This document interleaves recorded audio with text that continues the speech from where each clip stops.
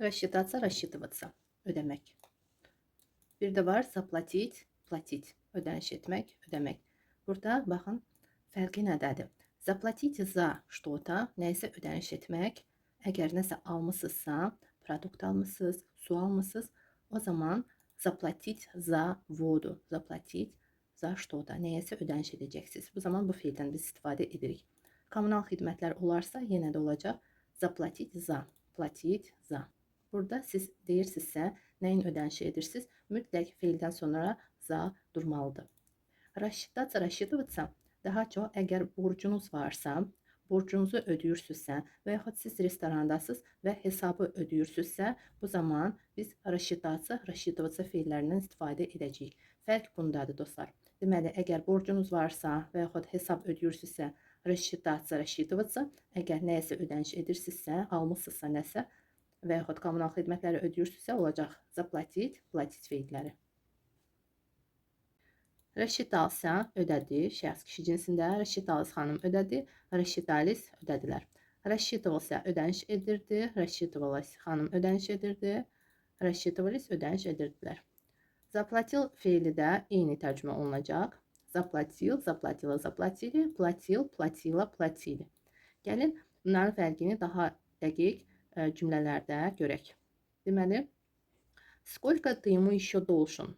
Görürsünüz, sən ona hələ nə qədər borclusan? Должен burada сколько должен? Nə qədər borclusan? Bu cür tərcümə olunacaq. Və dostlar, сколько должен? Sən ona hələ nə qədər borclusan? Görürsünüz, burada borcdur və əlbəttə ki, birinci feildən istifadə edəcəyik. Рассчитаться, рассчитываться. Bir də burada əslində рассчитаться ödəniş etməkdir, ödəmək. Amma cümlədə başqa cürdə tərcümə oluna bilər. Məsələn, baxın, я полностью рассчитался с ним в прошлом месяце. Baxın, mən keçən ayda onunla bütövlüklə рассчитался, burada artıq ödədim kimi tərcümə oluna bilməz. Sadəcə расчет oldum. Belə danışıqda bu cür deyilir. Расчет oldum. Deməkdir ki, bütün borclarımı ödədim. Bütün borclarımı ödədim. Borclarımı ödədim. Bu fikirdə biz məhz bu feildən istifadə edə bilərik. Əlbəttə ki, borclarımı ödədim də deyə bilərik. Ən çox məhz bu feildən istifadə edirik. Рассчитался. Bu artıq bu fikri bildirir. Deməli, mən bütövlüklə onunla расчет oldum keçən ayda. Keçən ay bu cür deyilir. Amma əgər hansısa bir ayda nəsə baş veribsə, biz rus dilində mütləq v-dan istifadə edəcəyik və sadəcə прошлый месяц yox, məhz v прошлом месяце, keçən ayda bu cür deyəcəyik. Sadəcə biz deyiriksə, keçən ay, onda olacaq прошлый месяц. Amma nəsə baş verirsə, yenə də təkrarlanım, əgər siz nəsə ödəniş etdiniz və yaxud nəsə etmişsinizsə, mütləq bu cür olmalıdır. Baxın, məhz bu cür. В прошлом месяце, keçən ayda. Biz deyə bilərik ana dilimizdə keçən ay, amma siz görürsünüz, расчет oldunuz. Deməli, nəsə etmişsiniz, pulu ödədiniz. Bu zaman əlbəttə ki, olacaq прошлом месяце. Yadınızda saxlayın. Siz əgər nəsə etmişsinizsə, keçən ay, keçən il, mütləq rus dilində keçən ayda, keçən ildə deyəcəksiniz. В прошлом месяце, в прошлом году. Ты рассчитался с долгами. Baxın, bu cürdə deyilir. Sən borclarını ödədin. С долгами burada cəmdədir. Sən borclarını ödədin. Нет, еще остались. Yox, hələ qalıblar. Əgər bir borcunuz olsa, o zaman остался, çünki dolg kişi cinsindədir. Dolg təkdə kişi cinsindədir. Burada ami əlavə olunub, çünki cəmdədir. S долгами, с чем, nə ilə? Borclarla. Burada da biz cəmdə deyirik. Əgər bir neçə borcunuz qalıbsa. Əgər bir borcunuz qalıbsa, siz deyəcəksiniz, нет, еще остался долг. Dolg sözünü deyə də bilərsiniz, deməyə də bilərsiniz. Daha dəqiq də deyə bilərsiniz. Нет, еще остался, burada si yoxsa olacaq. Нет, еще остался один долг. Один долg. Bir borcum qalıb. Yox, hələ bir borcum qalıb. Bu cürdən deyə bilərsiniz.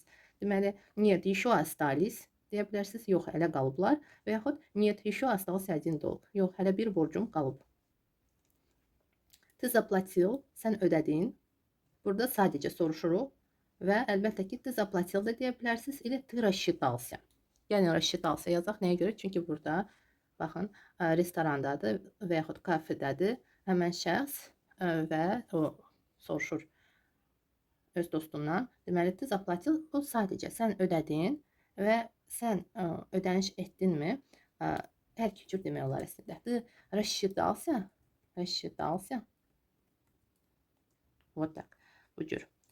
Ты заплатил da demək olar, ты рассчитался. Əgər sadəcə sual verir ki, sən ödədin, ödənişi etdin, deməli cavab verərkən artıq deyə bilərsiniz. Daha konkret. Deməli, когда я рассчитывался, mən ödəniş edən zaman мне сказали, mənə dedilər ki, мне сказали, что у меня заблокирована карта.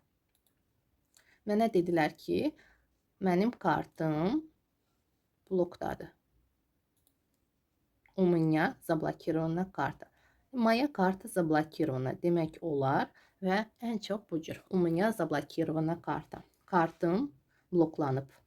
Kartım bloklanıb. Bu cür. Kart həmən şəxsə məxsusdur. Ona görə də olacaq у меня. У меня заблокирована карта.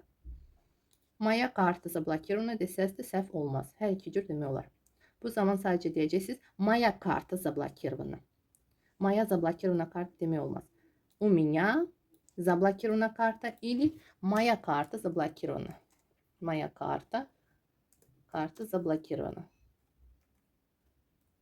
Заблокирована. Bu cür. Deməli, əgər biz mənim kartım deyəcəksinizsə, əlbəttə ki, birinci isim gələcək, sonra da artıq deyəcəksiniz zablokирован. Burada diqqət daha çox karta yönəlib. Amma üstəki cümlədə daha çox bloklandığına diqqət yönəldilib. Görürsünüz, заблокировано. У меня заблокировано. Məhz bloklandığına daha çox diqqətə çəkilir və sonra deyilir ki, karta. Növbəti cümlə. Я заплатил за коммунальные услуги. Deməli, kommunal xidmətlərə ödəniş etdim. Kommunalные услуги kommunal xidmətlərdir və onlara ödəniş etdim. Я заплатил за. Görürsünüz, burada artıq kommunal xidmətlərdə borc deyil və yaxud restoranda deyilsiniz. Buna görə də zaplatil feilindən biz istifadə edəcəyik. Kommunalные услуги qısa formada da demək olar. Rus dilli şəxslər və ruslar daha çox kommunalka deyirlər. Kommunalka və zaplatil za kommunalku. Kommunalka burada ayla bitir, feildən sonra a-uya keçdi. Kommunalka deməli, kommunal xidmətlərdə sadəcə qısa formasıdır. Və daha çox danışıqda məhz bu formadan istifadə olunur. İşıq ödənişini etdim. Deməli, iki cür demək olar. За электричество və за свет demək olar. Amma daha çox rus dilində за электричество deyilir. За gaz, qaza ödəniş etdim. За vodu, suya ödəniş etdim. За internet, internetə ödəniş etdim. Deməli, interneti ödədim. Я заплатил за internet, ödədim. Bu cürdə demək olar. Suyu ödədim, qazı ödədim, işığı ödədim. Sadəcə biz qaz, işıq olduğu kimi demirik. Məhz qaza ödəniş etdim olacaq. Zaplatil za mütləq. Zaplatil svet, zaplatil qaz deyilmir. Zaplatil za svet, za qaz, za elektriçestvo daha dəqiq, za svet deyilmir. Za elektriçestvo daha çox deyilir.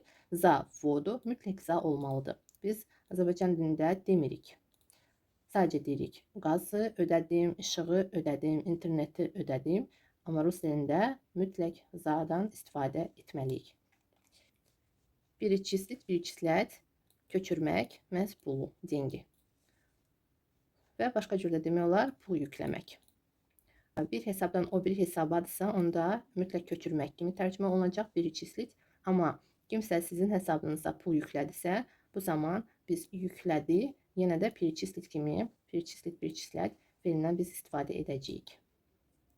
Hər iki halda məhz bu feildən istifadə edəcəyik. Sadəcə siz özünüz pulu öz hesabınıza yüklədinizsə, onda olacaq загрузил, yüklədim, загрузил. Yükləmək загружать feilidir, загружать. Amma məhz bu fikirdə deyilirsə, o zaman olacaq məhz перечислить, перечислять. Перечислил, köçürdü şəxs kişi cinsində, перечислила xanım yüklədi və yaxud köçürdü, перечислили, yüklədilər, köçürdülər. Перечислял, yüklüyürdü, köçürürdü və yaxud yükləmişdi, köçürmüşdü. Перечисляла xanım yüklüyürdü, перечисляли, yüklüyürdülər, köçürürdülər. Тебе перечислили зарплату. Maaşı yüklədilər sənə. Görürsünüz? Sənə maaşı yüklədilər, məhz hesabınıza köçürdülər mənasındadır və yüklədilər də demək olar bu halda. Sənə maaşı yüklədilər. Da, мне вчера перечислили. Bəli, mənə dünən yüklədilər. Родить, rожать, dünyaya gətirmək, doğmaq.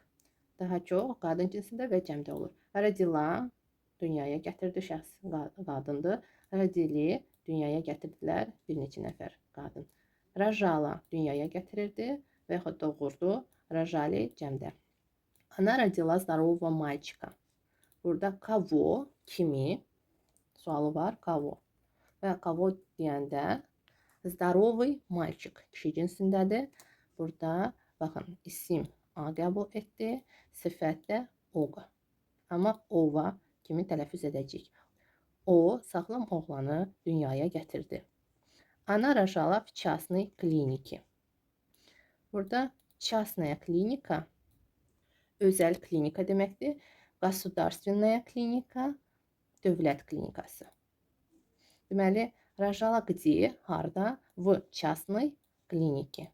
Özəl klinikada doğmuşdu. Və она рожала в государственной клинике. Dövlət klinikasında dünyaya gətirmişdi. Doğurdu. Daha çox doğurdu kimi tərcümə etmək olar burada. Əgər kimisə onda dünyaya gətirib, amma hardasa onda doğub doğurdu kimi tərcümə edəcəyik.